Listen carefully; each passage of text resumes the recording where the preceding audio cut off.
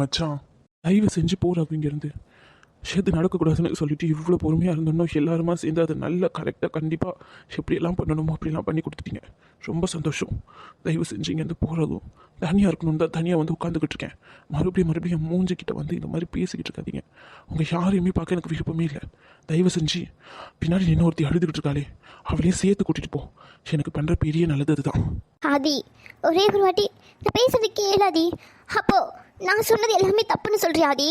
ஆதி, தயவு செஞ்சு போங்கன்னு சொன்னேன். இதுக்கு மேலே என்ன தான் பண்ணணும்? அவளை கூட்டிகிட்டு போடா. எனக்கு நீ ஏதாச்சும் ரொம்ப பெரிய உதவி பண்ணணும்னு நினச்சேன்னா அவளை இங்கேருந்து கூட்டிகிட்டு போ. அதுவே போதும். அதான் சொல்கிறேன்லடா தெரியாம. என்னது மச்சான்? என்னது? இல்லைடா மச்சான், தப்பு தான். உன்னோட சுச்சுவேஷன் எங்களுக்கு தெரியாதுல்லடா.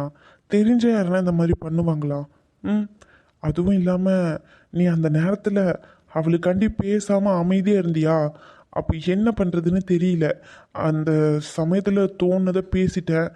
என்ன பண்ணணும்னு யோசிச்செல்லாம் முடிவெடுத்து இதுதான் பண்ணணும்னு இல்லாமல் யோசிக்காமல் பண்ணது தப்பு தான். இப்போ மன்னிப்பு கேட்டுக்கிறேன்டா. சாரிடா. என்னடா சொன்ன? அவளுக்காண்டி பேசலையா? நீ பாத்தியாடாத அவளுக்காண்டி பேசாதத? அது நின்றுக்கிட்டு அழுதுகிட்டு இருக்காளே, அவகிட்ட கேளு நான் பேசினானா இல்லையான்னு சொல்லி. அவங்க என் பாட்டியும் என் அத்தையும் பேசும்போது அவளுக்காண்டி பேசினேன். சரியா? பேசாமல் உட்காந்துக்கிட்டு இல்லை. கடைசியாக என் அம்மா அவங்களுக்கு என்ன பிரச்சனை இருக்குன்னு எனக்கு மட்டும்தான் தெரியும். அந்த சுச்சுவேஷனில் எங்கள் அம்மா இந்த இடத்துல இருந்து நான் இருக்கவே மாட்டேன்னு சொல்கிறாங்க. வேற வழியே இல்லாமல் அமைதியாக இருந்தனே தவிர அவளுக்காண்டி ஒரு இடத்துல கூட பேசாமல் இருக்காம இல்லை. பேசினேன். அதை உட்காந்து அழுதுகிட்டு இருக்காளே அவகிட்ட யோசிச்சு பார்க்க சொல்லு. நல்லா ஆதி, அது பொறுமையா யோசிச்சுட்டு பதில் சொல்லு. உனக்காண்டி என் பாட்டிக்கிட்டையும் என் அத்தைக்கிட்டையும் பேசணும்னா பேசலையா யோசிச்சு பாரு. இப்போ அவ தான் முக்கியம்னு நீ முடிவு எடுத்துட்டனா இந்த கல்யாணத்தில் நாங்கள் இருக்கவே மாட்டோம் அப்படின்னு சொன்னாங்களா இல்லையா? அந்த நேரத்தில் கல்யாணத்துக்கு நாங்கள் 2 பேர் மட்டும் இருந்தால் போதும், நீங்கள் இருக்கணும்னு எந்த அவசியமும் இல்லை அப்படின்னு சொன்னா இவளுக்கு யாருமே இல்லைன்னு கேட்கும்போது அவளுக்கு நான் இருக்கேன்னு சொன்னனா இல்லையா? சொல்லுடி மச்சான். நடந்தது நடந்துட்டு அந்த நேரத்தில் அது வந்து சரி விடுறா. அது எப்படின்னா ஆரம்பத்துல இருந்து அவ ஏதோ நான் தப்பு பண்ண மாதிரி எல்லாரும் முன்னாடி ப்ரொஜெக்ட் பண்ணிக்கிட்டு இருக்கா. சரி ஓகே, ஷாலினி இப்படிதான், அவ இப்படிதான் பண்ணுவா, எப்பவுமே ஆரம்பத்தில் கோவப்படுவா. அதுக்கப்புறம் என்னால் அவள் இல்லாமல் இருக்க முடியாதுன்னு எனக்கு நல்லாவே தெரியும். அவளுக்கும் அப்படிதான். அது எனக்கு நல்லாவே தெரிஞ்சதுனால தான் மறுபடியும் போயிட்டு அவகிட்டயே பேசினேன். ஏதோ கோவத்தில் ஏதோ கோச்சிக்கிட்டு வந்துட்டா அப்படின்னு சொல்லி. ஆனால் மனவேட ஏறி நின்று போஸ் கொடுக்குற வரைக்கும் மூஞ்ச திருப்பிக்கிட்டு நின்னியா இல்லையாடி? அப்போது பிரச்சனை நடக்கும்போது ரகு கடைசியாக தான் வந்திருக்கான். அப்போ அவனுக்கு நான் பேசினது தெரியல. சரி ஓகே, அவனை விடு. நீ ஆரம்பத்துலேருந்து இருக்க தானே செஞ்சாங்க. உன்கிட்ட தாண்டி கேட்குறேன், உன்கிட்ட தான் கேட்குறேன். அவங்க பேசினதில் 100% இல்லை, 200% தப்பு தான். கடைசியாக அவங்க ஃபோட்டோ எடுக்கிறதுக்கு முன்னாடி வரைக்கும் நான் உனக்காண்டி பேசினேனா இல்லையா? சொல்லு. உனக்காண்டி நான் பேசினேனா இல்லையா? அது வந்து அது எனக்கு உனக்கு ஞாபகம் இல்லை. நான் ஞாபகப்படுத்தவா? நீ வந்து நின்றுக்கிட்டு இருந்த. உன்னை சுற்றி என் பாட்டி, என் அத்தை, என் அம்மா, நானே எல்லாரும் உட்காந்துக்கிட்டு இருந்தோம். அப்படி தானே? அப்போ என் பாட்டி உன் வீட்டில் இருந்து யாருமே வரலையான்னு கேட்டதுக்கு நீ என்ன சொன்ன? ஆதி உன்கிட்ட நான் ஏற்கனவே சொல்லிட்டேன், எங்கள் அம்மாவுக்கு உடம்பு சரியில்லைன்னு சொல்லி. உடம்பு சரியில்லைன்னு சொல்கிறவங்கள சென்ன ஆதி பண்ண முடியும், அவங்க வர முடியாதுன்னு சொல்லிட்டாங்க. அவங்களை கம்பெல்லாம் பண்ண முடியும், எனக்கும் கஷ்டமாக தான் இருக்குன்னு சொன்னியா? அந்த நேரத்தில் எங்கள் பாட்டி எங்கேஜ்மெண்ட்டுக்கும் வீட்டு சைட்லேருந்து யாருமே வரல, கல்யாணத்துக்கும் யாருமே வரல. எல்லா செலவையும் என் பேரன் தான் எடுத்து பண்ணுறான். எப்படி? எல்லா செலவையும் என் பேரன் தான் எடுத்து பண்ணுறான். அப்போது உன் வீட்டிலேருந்து ஏன் ஆட்கள் வரல அப்படின்னு கேட்டாங்க. இது கொஞ்சம் அக்ரெசிவாக தான் கேட்டாங்க, இல்லைன்னு நான் சொல்லலை. கல்யாணத்துக்கு வராத அம்மாலாம் ஒரு பொம்பளையான்னு கேட்டது தப்பு தான், இல்லைன்னு சொல்லலை. ஆனால் அவங்க கேட்ட கேள்வி கரெக்டு தானே? அவங்க கேட்ட விதம் வேணால் தப்பாக இருக்கலாம், ஆனால் அவங்க கேட்ட கேள்வி கரெக்டாக இல்லையா? சொல்லுடா ரகு, நீ கல்யாணம் பண்ணிக்கும் போது அனு வீட்டிலேருந்து யாருமே வரலையா என்ன? உனக்கும் பிடிக்காம தான் நடந்துச்சு. இருந்தாலும் அவங்க வீட்டு சைட்லேருந்து எல்லாருமே வந்தாங்கல்ல. இவ வீட்டு சைட்லேருந்து ஒருத்தரும் வரல. நம்ம வாய் வார்த்தைக்காண்டி பேசிக்கலாம், நீ அண்ணன் தங்கச்சின்னு சொல்லி. பெத்தவங்கன்னு ஒருத்தவங்க இருப்பாங்கல்ல, அவங்க அப்பா இறந்துட்டாங்க, அவங்க அம்மா மட்டும் தானே. சித்தனை நாள் என்கிட்ட நல்லா தான்டா பேசிக்கிட்டு இருந்துச்சு அந்த பொம்பளை. இன்னைக்கு திடீர்னு என்ன வந்துச்சு சொல்லு. மேடத்துக்கிட்ட கேளு, காரணத்துக்கு என்னன்னு கேளு. அது வந்து ரகு, ஒரு நிமிஷம் முழுசா பேசிடுறேன். இந்த நேரத்தில் ஷேர் பாட்டி அந்த பொம்பளை எப்படியாப்பட்ட பொம்பளையா இருக்கும்னு கேள்வி கேட்டுச்சு. அப்போ நான் யார் வந்தாலும் வரலனாலும் எனக்கு கவலை இல்லை. உங்களுக்கு விருப்பம் இருந்தால் இந்த கல்யாணத்தில் இருங்க, இல்லைன்னா கிளம்பி போய்கிட்டே இருங்க. கல்யாணம் பண்ணிக்க நாங்கள் 2 பேர் இருந்தால் மட்டும் போதும் அப்படின்னு சொன்னேனா இல்லையா? நின்றுட்டு இருக்காளே உன் ஆசை தங்காச்சி. இல்லை புதுசா முளைச்சா தொங்கச்சி கேளு. அது மட்டுமா எங்க அம்மாவில டைரக்டா உனக்கு சப்போர்ட் பண்ணி பேச முடியலனாலும் இன்டைரக்டா உனக்கு சப்போர்ட் பண்ணி தான் பேசுனாங்க. யாருமே இல்லைன்னா என்ன, நம்ம வீட்டு பிள்ளை அது, நம்மளை நம்பி வந்திருக்கா, நம்ம தான் இருக்கோமே, அப்புறம் என்ன அப்படின்னு சொன்னாங்களா இல்லையா ஷாலினி? சொன்னாங்க ரகு. ஐயோ கடவுளே. டேய் மச்சான், இப்போ தெரியுதா யார் மேலே தப்பு யார் மேலே சரின்னு? இங்கே பாரு மச்சான், நீ உன் குடும்பத்தில் இருக்கிறவங்க எல்லாரையுமே ஈஸியாக வேண்டாம் வேணும்னு தூக்கி போட்டுறேன்னா அது உன் குடும்பத்தில் மேபி அப்படி இருக்குமா இருக்கும். எங்கள் குடும்பத்தில் அப்படி இல்லை மச்சான். சின்ன வயசுலேருந்து ஒரு வேளை சாப்பாடுக்கு அவ்வளோ கஷ்டப்பட்டிருக்கேன். என்னால் அவ்வளோ சீக்கிரத்தில் எல்லாரையுமே தூக்கி போட்டு பேச முடியாது மச்சான். என் அப்பா என் சின்ன வயசுலேயே விட்டுட்டு மேலே போய் சேர்ந்துட்டாரு. என் அம்மா என்னை வளர்க்குறதுக்கு அவங்க கிட்ட தான் போய் நின்னாங்க. கசப்போ உண்மையோ ஏதோ ஒன்று, அவங்க கிட்ட தான் போய் நின்னோம். ஒரு வேளை சாப்பாடு போட்டு வளர்த்தது அவங்கள தான். அவ்வளோ சீக்கிரத்தில் அவங்கள எடுத்துரிஞ்செல்லாம் பேசிட முடியாது. கிராமத்துலேருந்து வந்தவங்க நம்மள மாதிரி நார்மலாக எடுத்துக்க மாட்டாங்க ஒரு விஷயத்த. போடா, ஒரு செமஸ்டர் ஃபீஸ் கட்டினான்னு சொன்னல மச்சான், சிவ தானே எனக்கு ஃபீஸ் கட்டினான்னு சொன்னேன். அந்த இடத்துல வச்சு சொல்லி கட்டினால நீ. டே மச்சான், நான் அப்படி சொல்லி கட்டலடா. அது இங்கே பாரு மச்சான், நீ சொன்னதில் எந்த தப்புமே இல்லை. இந்த உலகத்தில் எல்லாருமே செஞ்சதை சொல்லி கட்ட தான் செய்வாங்க. அப்படி சொல்லி கட்டக்கூடாதுன்னு நினச்சா அவங்க கிட்ட இருந்து உதவியே கிடைக்காது. அப்படி நம்ம எதிர்பார்க்கவும் கூடாது. அந்த நேரத்தில் அவன் எனக்கு ஹெல்ப் பண்ணாதான், இல்லைன்னு சொல்லலை. சிவ எவ்வளோ முக்கியமோ அதே மாதிரி தான் என் பாட்டியும் என் அத்தையும். இப்போ பேசுகிறாங்க தான், ஆனால் அவங்க தான் என்னை வளர்த்துருக்காங்க. அதுக்காண்டி கண்மூடித்தனமாக அவங்க சொல்கிற எல்லாத்தையுமே போட்டுக்கிட்டு நீ கேட்குற ஆட்கள் நான் கிடையாது. 2 நாள் இருப்பாங்களா, 3வது நாள் கிளம்பி போயிடுவாங்க. என் ஷாலினி புரிஞ்சுப்பான்னு நினச்சேன். ஆனால் இவ்வளோ கேவலமாக என்னை சர்ச் பண்ணுவான்னு நினச்சி கூட பார்க்கல. சாரி ஏன் ஷாலினின்னு சொன்னதுக்கு. ஏலே இப்படி பேசிக்கிட்டு இருந்தே என்னம்ல அர்த்தம்? நடந்தது நடந்து போச்சு. அவன் மேலேயும் தப்பு இருக்குது, உன் மேலேயும் தப்பு இருக்குது, உன் வீட்டு ஆட்கள் மேலேயும் தப்பு இருக்குது. இப்படியே பேசிக்கிட்டு இருந்தால் எப்படி? ஒரு கல்யாணங்கிறது எல்லாமே நடக்க தான் செய்யும். சண்டை சச்சரவு, சந்தோஷம், அழுகை, சுவாகம், துக்கம், துரோகம் எல்லாமே இருக்கும்ல. உன் கல்யாணத்துலேயும் அப்படி தான் எல்லாமே இருக்குது அப்படின்னு நினச்சிக்கோ, சரியா? இனிமையாச்சும் அது இதுன்னு நினைக்காம 2 பேரும் ஒத்துமையாக இருக்கிற வேலையை பாருங்க. ரகு, அங்கேருந்து எந்தி வா, 2 பேரும் கொஞ்ச நேரம் பேசட்டும் மனசு விட்டு. ஆமா ரகு, நீ வா எந்தி. இங்கே பாருடா, நான் தெரியாமல் அந்த இடத்துல முடிவெடுத்து நானாக ஏதோ ஒன்று பண்ண போய் அது இந்த அளவுக்கு வந்துட்டு. சாரிடா மச்சான், தெரியாமல் பண்ணிட்டேன். சாரிடா. பரவாயில்ல ரகு. மச்சான் இருக்கட்டும் ரகு, எனக்கு யார் மேலேயும் கோவம் இல்லை, வருத்தமும் இல்லை. மச்சான் என்னடா பேர் சொல்கிற? மச்சான் இதுதான் கரெக்ட் ரகு, இப்படி தான் இருக்கணும். தயவு செஞ்சு நீ போகும்போது அவளையும் சேர்த்து கூட்டிகிட்டு போயிரு. நான் பேசிட்டு வரேன், நீ போ ரகு. தான் சொல்கிறான்ல. இல்லை ரகு, அவன் சொன்ன மாதிரி நான் தான் அந்த நேரத்தில் ரொம்ப எமோஷ்னலாக முடிவெடுத்துட்டேன். கொஞ்சம் யோசிச்சு பார்த்துருக்கணும். சிவனும் சரி அத்தையும் சரி எனக்காண்டி அந்த இடத்துல பேச தான் செஞ்சுருக்காங்க. அவங்கள எதிர்த்து பேசியிருக்காங்க. என்னால் காலேஜ் டேஸில் எங்கள் அப்பாவே எதிர்த்து பேச முடியல. எங்கள் அப்பா தான் முக்கியம், இவனை தூக்கி போட்டுட்டு போயிட்டேன். ஆனால் இவன் எனக்காண்டி அவங்கக்கிட்ட பேச தான் செஞ்சுருக்கான். அதை நான் தான் புரிஞ்சிக்கல சரியா. அவன்கிட்ட நான் பேசிட்டு வரேன் ரகு. ரொம்ப சந்தோஷம், இப்பயாச்சும் புரிஞ்சிச்சே. டேய் கூட்டிகிட்டு போடா அவளை. அவன் டென்ஷனில் இருக்கான், அப்புறம் பேசிக்கலாமே. ப்ளீஸ் ரகு. ஆதி கையறி. ஆதி ஒரே ஒரு நிமிஷம் நான் சொல்கிறத கேளு ஆதி. நான் பண்ணது தப்பு தான், நீ எனக்காண்டி பேசியிருக்க. ஆனால் அந்த நேரத்தில் உன் பாட்டியும் அத்தையும் கேட்ட கேள்வி எனக்கு எனக்கு ரொம்ப எமோஷ்னலாக. அந்த நேரத்தில் எனக்கு என்ன பண்ணுறதுன்னு தெரியாமல் அப்படி பிஹேவ் பண்ணிட்டுன்னு நினைக்கிறேன். நான் வேணும் இன்டென்ஷனலாக உன் மேலே பழி போடணும்னு அப்படி நான் பண்ணல ஆதி. ஆதி ஆதி இங்கே பாரு ஷாலினி, இதெல்லாம் நான் சொல்லிக்கிட்டதுக்கு காரணம் நீ என் கூட வாழணுன்றதுக்காண்டியும் இல்லை, நீ மன்னிப்பு கேட்கணுன்றதுக்காண்டியும் இல்லை. நான் உனக்காண்டி நின்னேன், ஆனால் அதை நீ புரிஞ்சிக்கல அப்படின்றதுக்காண்டி மட்டும்தான். இதுக்கப்புறம் பேசுறதுக்கு எதுவுமே இல்லை. நீ சொன்னது கரெக்டு தான் ஷாலினி. இந்த லைஃப் 2 பேருக்குமே செட் ஆகாது. இந்த லைஃப்பில் இருந்தோன்னா நீயும் நீயாக இருக்க மாட்டேன், நானும் நானாக இருக்க மாட்டேன். எனக்காண்டி கடைசியாக ஒரே ஒரு உதவி, நீ சொன்ன மாதிரி இந்த கல்யாணத்தை பண்ணிவிட்டு காசு கொடுக்குற வரைக்கும் என் கூட இருப்பேன்னு சொன்னல, அந்த ஒரே ஒரு விஷயத்த மட்டும் பண்ணு. அதுக்குள்ளே எங்கள் அம்மாவுக்கு ட்ரீட்மெண்ட் முடிஞ்சிடும். அதுக்கப்புறம் நான் எங்கள் அம்மாவை கூட்டிகிட்டு ஊருக்கே கிளம்பிடுவேன். இங்கே இருக்க மாட்டேன். அது என்னடா பேசுகிற? தெரியாமல் பண்ணிட்டேன் ஆதி. இங்கே பாரு, நான் மறுபடியும் சொல்கிறேன். நீ என் கூட வாழணுன்றதுக்காண்டியும் இதை நான் சொல்லலை.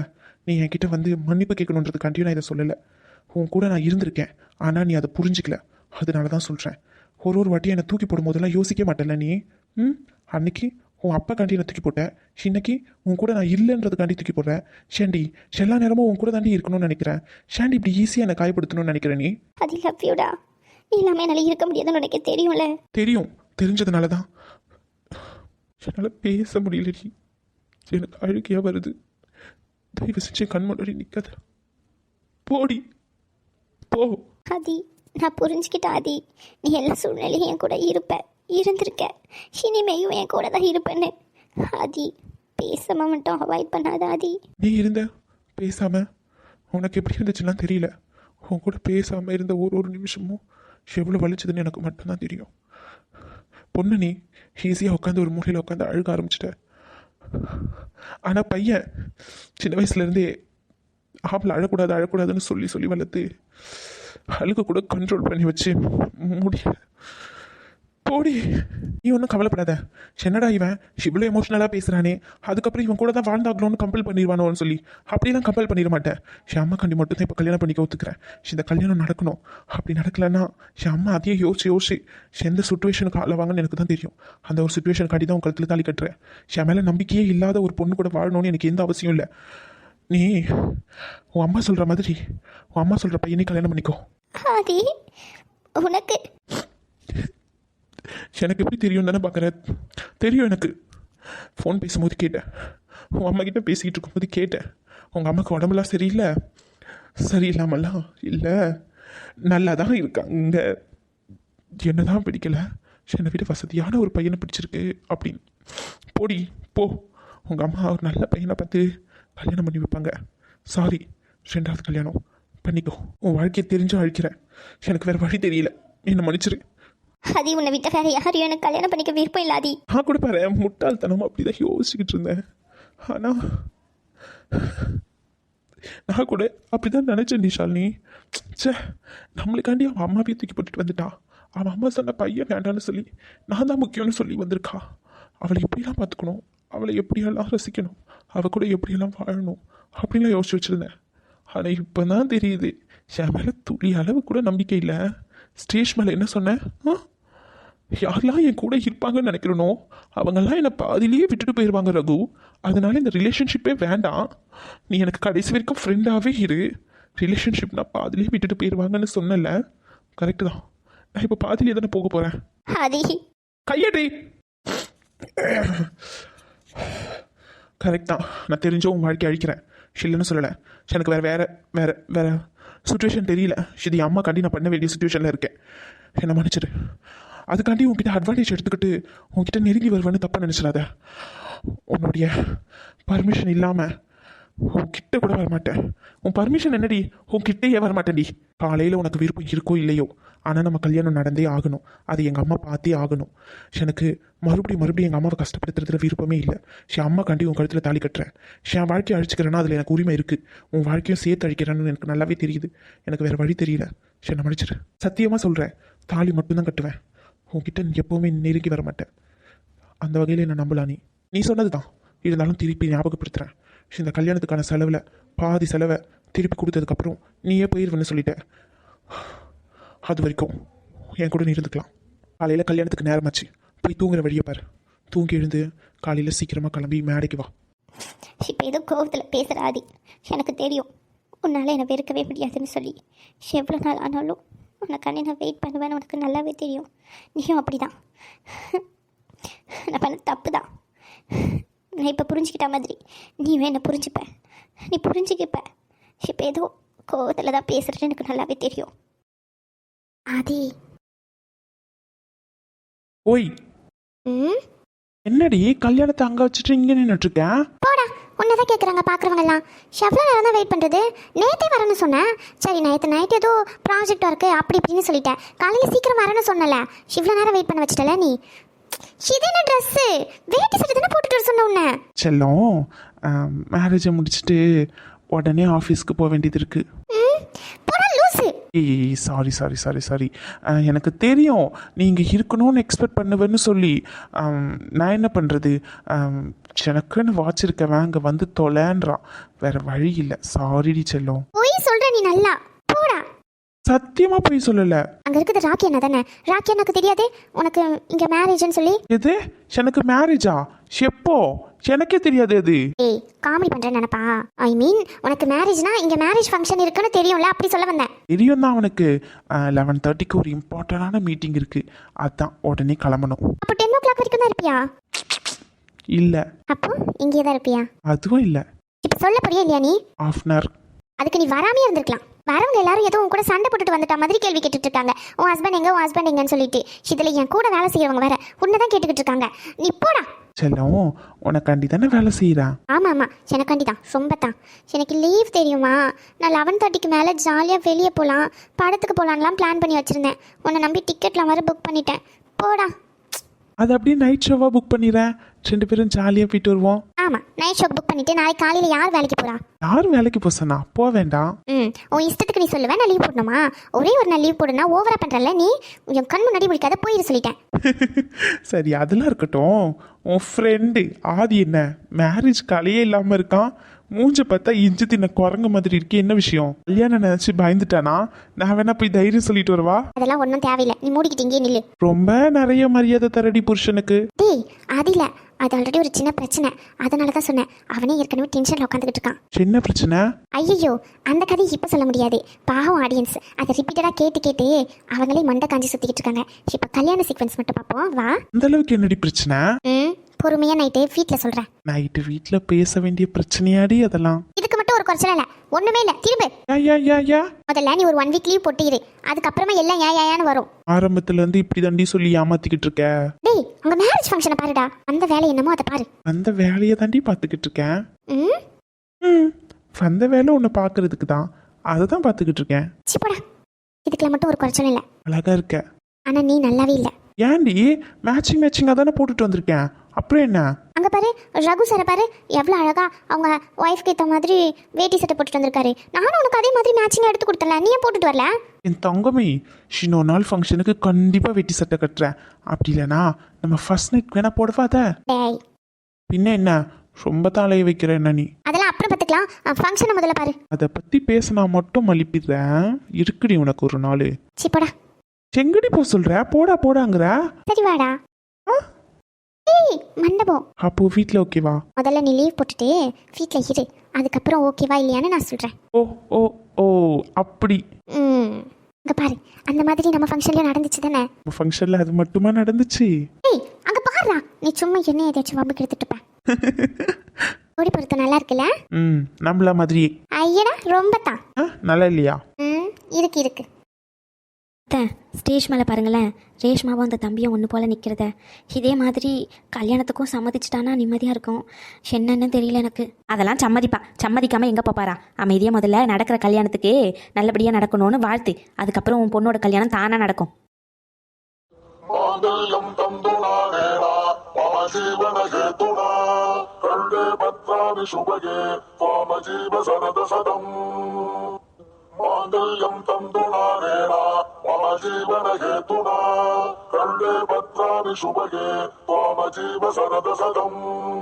கெட்டி மேல தாலி எடுத்து கட்டுங்க. ஆதி ஒரு நிமிஷம், உன்னை ரொம்ப கஷ்டப்படுத்திட்டேன். இனிமே கஷ்டப்படுத்தாம பார்த்து பாதி.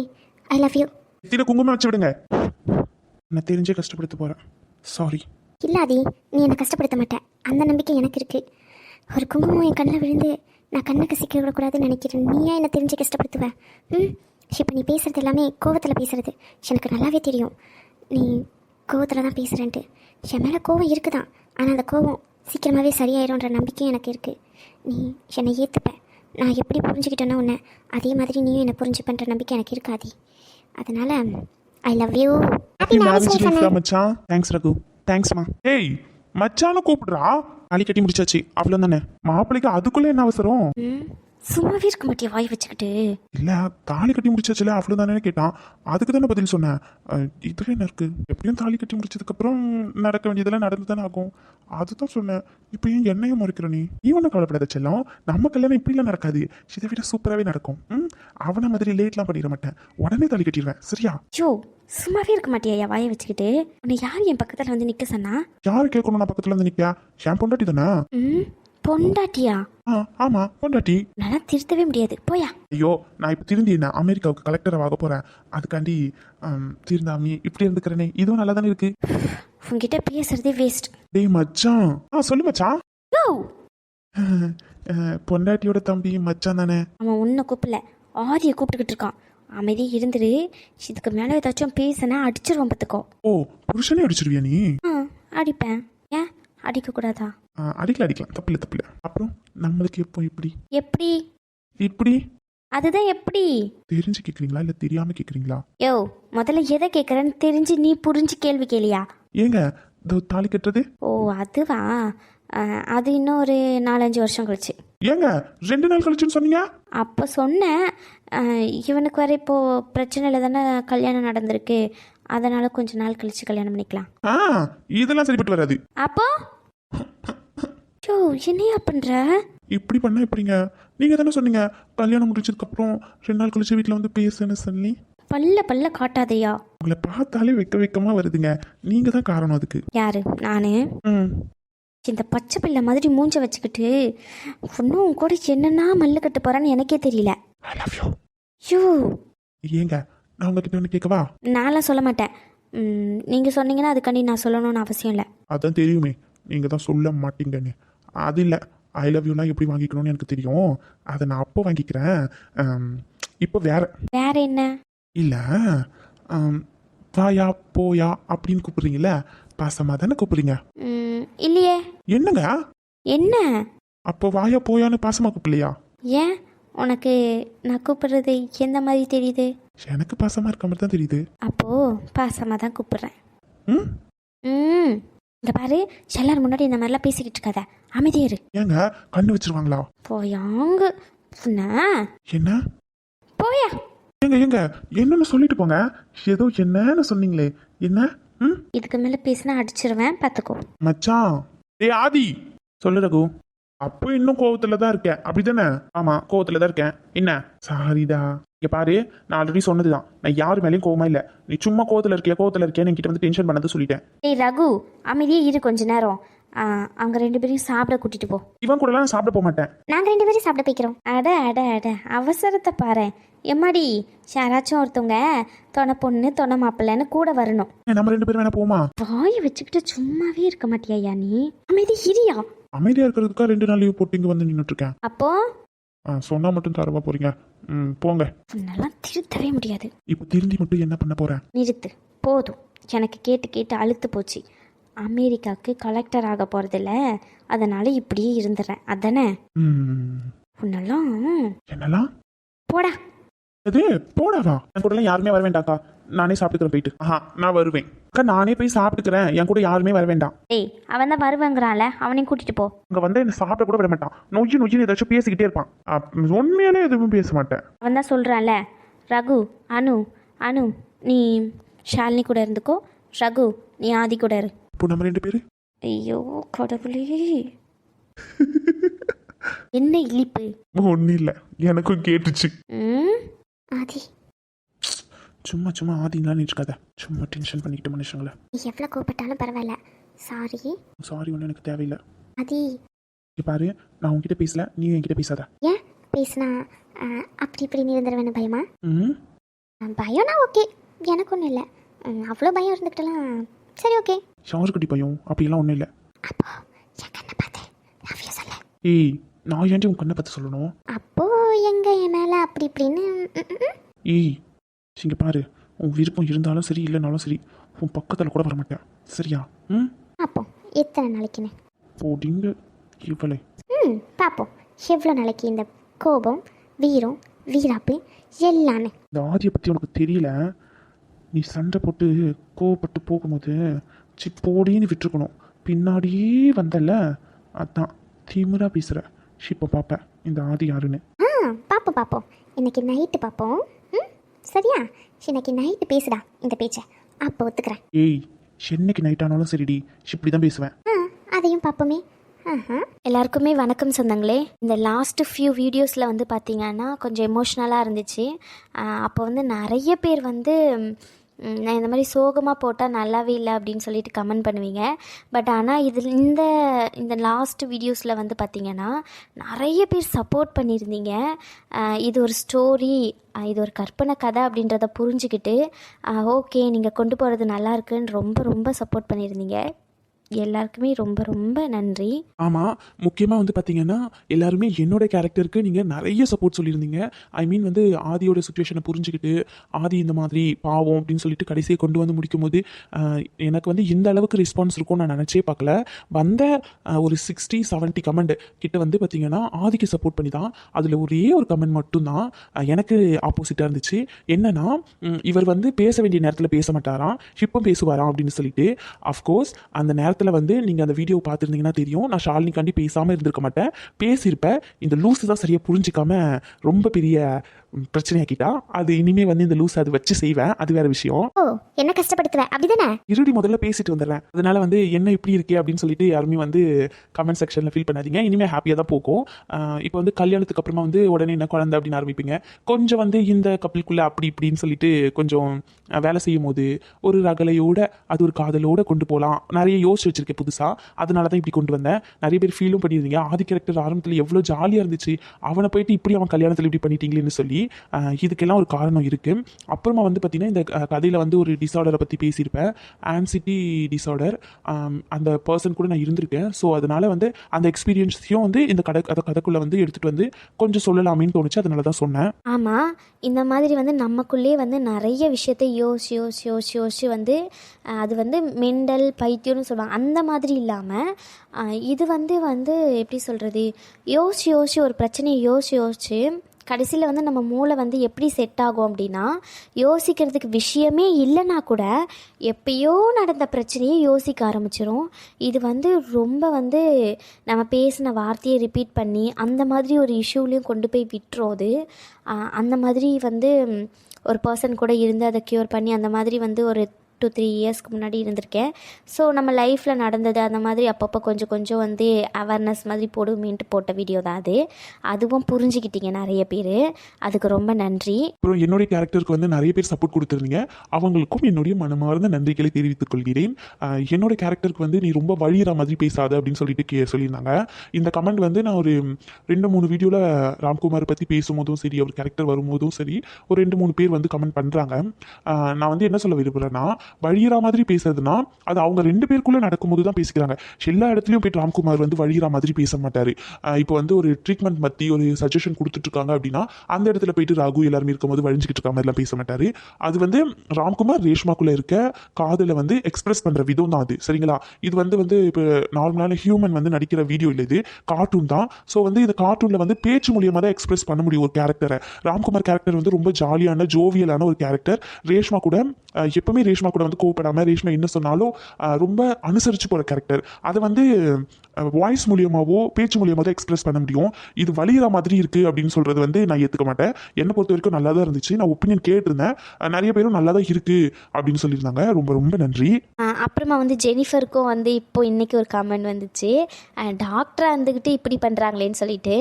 அவள் டாக்டராக வந்து நிறைய வீடியோவில் வந்து பார்த்துருப்பீங்க, பார்க்கலன்னா போய் பாருங்கள் ப்ரீவியஸ் வீடியோவில்.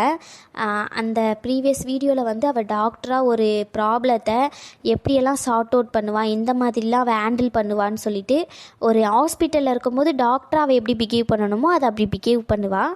இதே வந்து அவள் பர்சனல் லைஃப்குள்ளேயோ இல்லை அவங்க set of gang means Raghu Aadhi அந்த மாதிரி இருக்கும்போது அவள் வேறு மாதிரி தான் ரியாக்ட் பண்ணுவாள். நம்மளுக்கே ஒருத்தவங்க கிட்ட தனியாக கொண்டு போய் விட்டுட்டோம், அவங்கக்கிட்ட நம்ம இது வரைக்கும் பழகினதே இல்லை, திடீர்னு அவங்க ஒரு மாதிரி அப்நார்மலாக பிஹேவ் பண்ணுறாங்கன்னா அவங்க டாக்டராகவே இருந்தாலும் அவங்க மெடிக்கல் கண்டிஷனை தெரியல அப்படின்னா நம்மளுக்கு ஒரு பதட்டம் வரதான் செய்யும்.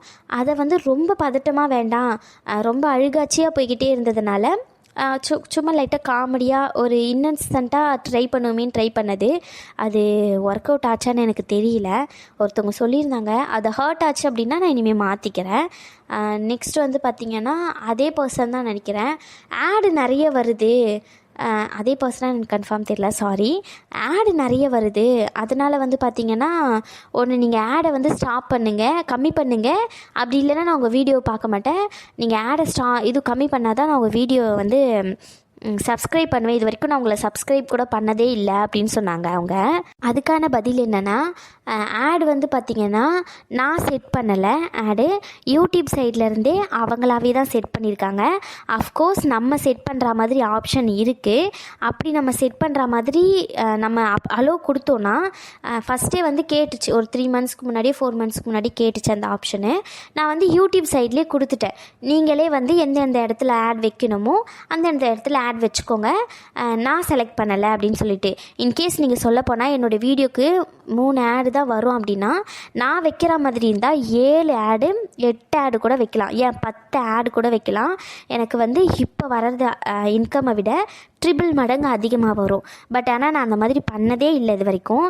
அது யூடியூப் சைட்லேருந்து ஆட்டோமேட்டிக்காக தான் வந்து ஆட் வந்து ஜென்ரேட் ஆகுது. இது வரைக்கும் இந்த இடத்துல இந்த ஆடு வரணும் அப்படின்னு நான் இது வரைக்கும் ஒரு வாட்டி கூட சத்தியமாக சொல்கிறேன், நான் அந்த மாதிரி பண்ணதே இல்லை. எனக்கு என்னென்னா, எனக்கு ஒரு பயம், இவ்வளோ தூரம் வந்துட்டு நம்மளாம் எதனா ஒன்று பண்ணி போய் அங்கே இங்கேன்னு செட் பண்ண போய் எனக்கு இந்த அதிகமானலாம் எனக்கு தெரியாது, எல்லாமே ஹஸ்பண்ட் தான் ஹேண்டில் பண்ணிக்கிட்டு இருக்காங்க. அதனால் வந்து நான் எல்லாத்தையுமே வந்து பார்த்து தான் பண்ணுவேன். அதனால் யூடியூபே பண்ணிக்கிட்டோம், அவங்களே வச்சுக்கிட்டோம், நம்மளாம் எதுவுமே பண்ண வேண்டாம் அப்படின்னு சொல்லிட்டு. எனக்கு வந்து ஆப்ஷன் கூட கேட்டாங்க இந்த மாதிரி யூடியூப் சைட்லேருந்து, நீங்களே செலக்ட் பண்ணிக்கிட்டு இருந்தீங்கன்னா இப்போ நாங்கள் 2 ஆடு கொடுக்குறோன்னா நீங்கள் 4 ஆடு 5 ஆடு எந்தெந்த இடத்துல வைக்கணும்னு தோணுதோ அந்த மாதிரி வச்சுக்கலாம் நீங்கள் அப்படின்னாங்க. எனக்கு வேண்டாம் அப்படின்னு சொல்லிட்டு நானே விட்டுட்டேன். அதனால் என் சைடு அது வந்து நான் மாற்ற முடியாது. அது நான் வந்து ஆட்டோமேட்டிக்காகவே வந்து எங்கெங்கே வந்து யூடியூப் ஜென்ரேட் பண்ணுதோ அங்கங்கே ஜென்ரேட் பண்ணுற மாதிரி அது ஆட்டோமேட்டிக்காகவே இருக்குது. அதனால் அதுக்கு நான் பொறுப்பேற்றுக்க முடியாது, சாரி. ஆடு வரதான் செய்யும். நீங்கள் சப்ஸ்கிரைப் பண்ணலை அப்படின்னு சொல்லியிருந்தீங்க, எனக்கு எந்த பிரச்சனையுமே இல்லை, சப்ஸ்கிரைப் பண்ணாமையே பாருங்கள். உங்களுக்கு எப்போ சப்ஸ்கிரைப் பண்ணணும்னு தோணுதோ, இல்லை இந்த சேனல் நல்லாவே இல்லை அப்படின்னு இப்போ தோணலாம், மேபி உங்களுக்கு எப்போ நல்லா இருக்குன்னு தோணுதோ அப்போ சப்ஸ்கிரைப் பண்ணுங்கள், எனக்கு எந்த பிரச்சனையுமே இல்லை. Thank you for your feedback sister. அப்புறமா வந்து ஸ்டோரியில் வந்து நிறைய ட்விஸ்டெல்லாம் கொண்டு வரலான்னு இருக்கேன். அது வந்து கொஞ்சம் உங்களுக்கு ஹர்ட்டாக இருக்கும்னு தான் நினைக்கிறேன், அதுதான் யோசிச்சுக்கிட்டு இருக்கேன். ஸ்டோரியை வந்து ஸ்டாப் பண்ணிவிட்டு அந்த ட்விஸ்ட்டை ரிவீல் பண்ணி ஸ்டாப் பண்ணிவிட்டு ஸ்டோரியை எப்படியே ஸ்டாப் பண்ணிட்டு வேறு ஸ்டோரி ட்ரை பண்ணலாமான்னு சொல்லிட்டு. அந்த ட்விஸ்ட்டை கொண்டு வந்தால் நீங்கள் நிறைய பேர் கோவப்படுவீங்கன்னு தெரியும், அதான் யோசிச்சுக்கிட்டே இருக்கேன். இதே சேனலில் கொண்டு வரலாமா, இல்லைனா நியூ ஸ்டோரியை வேறு சேனலில் கொண்டு வரதா இருந்தால் கொண்டு வரலாமான்னு சொல்லிட்டு கன்ஃபியூஸாக இருக்குது. நீங்கள் அதுக்கு மட்டும் லாஸ்ட்டாக கமெண்ட் பண்ணிடுங்க. உங்களுக்கு வீடியோ பிடிச்சிருந்ததுன்னா லைக் பண்ணிடுங்க, மறக்காமல் கமெண்ட் பண்ணுங்கள்.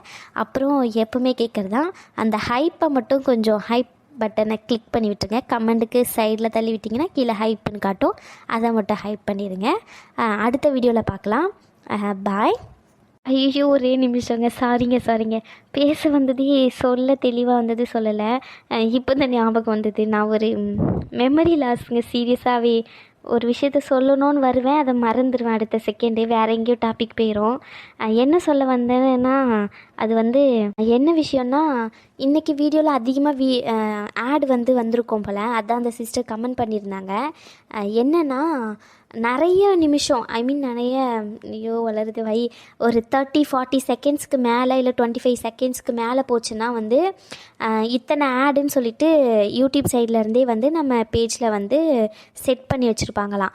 ஸோ வந்து அதனால தான் அதிகமாகுது. இப்போ நான் 20 மினிட்ஸ் போடுறேன் அப்படின்னா, அப்போ அந்த 20 மினிட்ஸில் வந்து ஒரு 4 ஆடு வைக்க முடியும்னா 4 ஆடு தான் வைப்பாங்க. இப்போ நான் இன்றைக்கி காலையில் போட்டிருந்ததில் வந்து 25 மினிட்ஸ்க்கு மேலே இருந்துச்சுன்னு நினைக்கிறேன், அதனால தான் ஆடு அதிகமாக இருந்ததுங்க. சாரிங்க, அதை சொல்ல வந்தேன், மறந்துட்டேன். அடுத்த நாள் பார்க்கலாங்க, பாய்ங்க.